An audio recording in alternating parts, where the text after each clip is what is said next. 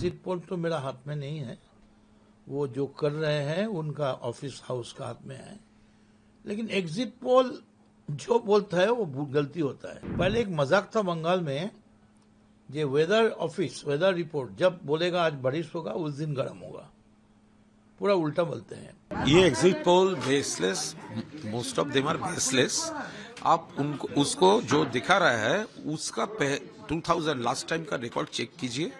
वो लोग 2021 में बंगाल में क्या बोला था और क्या हुआ, ग्राउंड रियलिटी के साथ उसका कोई संपर्क नहीं है।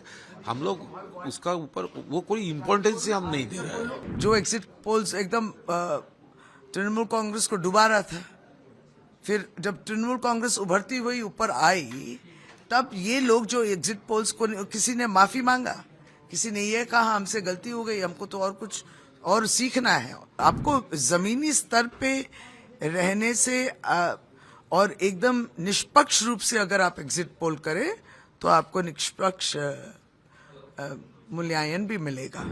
अमित शाह बोला था 21 तारीख जिसने निकलेंगे रोड पे उसको इतना मारूंगा 23 तारीख को, तो मारा तो नहीं, हिम्मत नहीं हुआ। वोट पर पोलिंग देख लिया, अमित शाह को जवाब में 98% एक दो चार जगह में 100% पोल हो गया। फिर वो बोला 29 तारीख को आगे कि 29 तारीख जो निकलेंगे उसको 5 तारीख को मारूंगा। तो अभी हम लोग 5 तारीख के इंतजार के लिए है। कहाँ मरेगा, कब मरेगा, अब जगह बता दीजिए। अब चाहते हैं दिल्ली में मरेंगे तो हम लोग दिल्ली में पहुंचेंगे। चलिए बोट क्लब में पीटेंगे हम लोग को। आज भी हमारा ख्याल से एवरेज फॉल 93 से 94 हो गया। और शुभेंदु वो 2 थप्पड़ खाएगा, एक नंदीग्राम की थप्पड़, एक भवानीपुर की थप्पड़। निश्चित रूप में ममता बनर्जी आ रहे हैं, वो भी लगभग 200 पार करके आ रहे हैं। ममता बनर्जी ने भी कहा है कि 2/3 बहुमत से हम सरकार बनाने जा रहे हैं, लेकिन जो एग्जिट पोल अभी दिखाए जा रहे हैं उस एग्जिट पोल पे क्या कहेंगे? एग्जिट पोल में बीजेपी को लीड दिया जा रहा है। देखिए, एग्जिट पोल तो मेरा हाथ में नहीं है, वो जो कर रहे हैं उनका ऑफिस हाउस का हाथ में है। लेकिन एग्जिट पोल जो बोलता है वो गलती होता है। पहले एक मजाक था बंगाल में, ये वेदर ऑफिस वेदर रिपोर्ट जब बोलेगा आज बारिश होगा उस दिन गर्म होगा, पूरा उल्टा बोलते हैं। तो हम लोग तो रोड में है ना, मैदान ग्राउंड जीरो में हम लोग भी तो हैं। एकदम भारी मतों से ममता बनर्जी की सरकार जो काम किए हैं, ये काम की तरक्की के लिए, और जितना वोटर को आंखों से आई टू आई कांटेक्ट हुआ मेरा, कम से कम मान लीजिए 50,000 वोटर से मेरा तो आंखों से आंखों कांटेक्ट हुआ। वो सब हंस रहे, हाथ दिखा रहे हैं, इशारा मार रहे हैं। एग्जिट पोल आ रहे हैं, ये exit poll baseless, most of them are baseless. आप उनको उसको जो दिखा रहा है उसका 2000 लास्ट टाइम का रिकॉर्ड चेक कीजिए। वो लोग 2021 में बंगाल में क्या बोला था और क्या हुआ, वो एक बोला हुआ, अरे ग्राउंड रियलिटी के साथ उसका कोई संपर्क नहीं है। हम लोग उसका ऊपर वो कोई इम्पोर्टेंस हम नहीं दे रहे हैं। दादा, देखा गया है कि कुछ एग्जिट पोल ऐसे भी हैं जो कि टीएमसी को भी दिखा रहे हैं कि वो विन कर रही है, जबकि ममता बनर्जी जो टीएमसी को दिखा रही है, इसके मतलब उसका जो उसका ग्राउंड से सर्वे ठीक ठाक है। सीएम ममता बनर्जी ने भी कहा है कि मेजॉरिटी को हम वापस आए। हाँ, तो जो ग्राउंड में काम करेंगे तो वही फ्लेवर होगा। जो घर में बैठकर भाजपा का इंस्ट्रक्शन से करेंगे तो उसका दूसरा रकम होगा।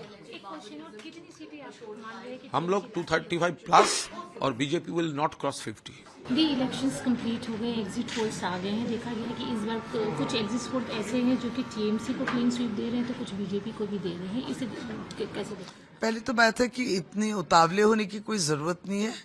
सब 4 तारीख तक वेट कीजिए।